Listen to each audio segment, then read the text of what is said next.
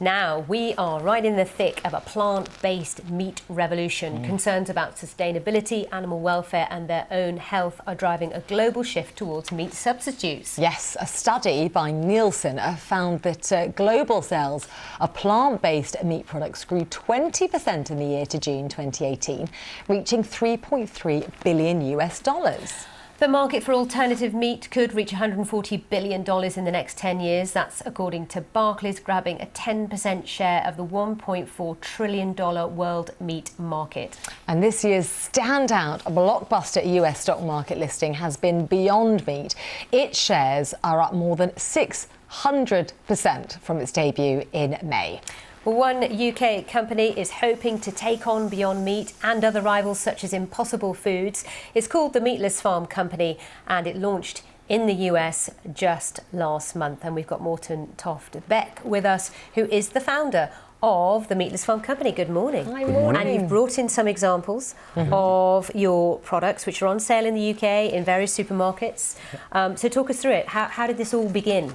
So it began about 3 years ago with my wife standing in our kitchen and complaining that she lacked some sort of substitute for making a spag bowl that was a fresh product and that was acting the same way as minced, looked the same way as minced meat, and that would cook and taste the same. And then I thought, oh, that might be a good idea. And we generally sort of as a family support very much the meat reduction theme. We know that something needs to be done in the planet. So is that your major motivation for going down this plant-based foods industry line? Absolutely. I mean, for me, I think the difference with the Meatless Farm is that our real core mission here is global meat reduction. There's about 1.4 billion cows in the world, about 800,000 are slaughtered every day, and we need to do something about it. Now, obviously, you're a UK-based company. You've got a factory in Nottingham in the Midlands. You've got a factory open recently in Canada because you really want to penetrate the US market. And you were saying to us earlier, which was really interesting, that actually the uptake in the US is far greater for meatless products than in the UK. Yeah, we're seeing sales rates about 3 times, 4 times higher in America on these type of products than they are in Europe and in the UK at this point in time. So it just seems like the US, the consumer, has sort of gotten on board. But how do you know they're going to buy your products and not Beyond Meat? Because of course Beyond Meat is so well known now, whether you're eating their products or not, globally, because of their stock market debut, the publicity. They've had a massive marketing campaign. Your products will be next to theirs, and I would imagine people will buy theirs. Yeah, well, it's lying right next to it, and I think consumers want choice, and we provide another version of the product.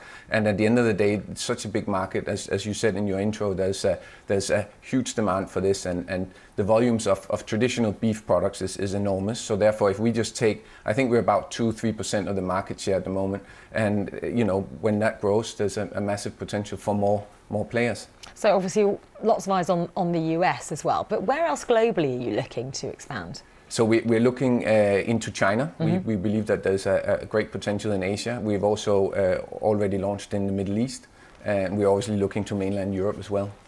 And what's it like in terms of price? Because most people assume that you'll have to pay a premium for this kind of thing. Because do you, or in terms of cost of production and everything else, is it vastly different? So the meat industry has had about 50 years to perfect sort of mass production, and obviously has driven down through efficient animal agriculture the prices of meat. So it is a very hard price point to meet, but we are working towards that, and obviously the final goal is to have price parity with meat. We don't want price to be a reason for not eating a plant-based diet. And of course, you're in the fresh food industry. We've got to ask the B question. How concerned are you about Brexit on your supply chain and your general business?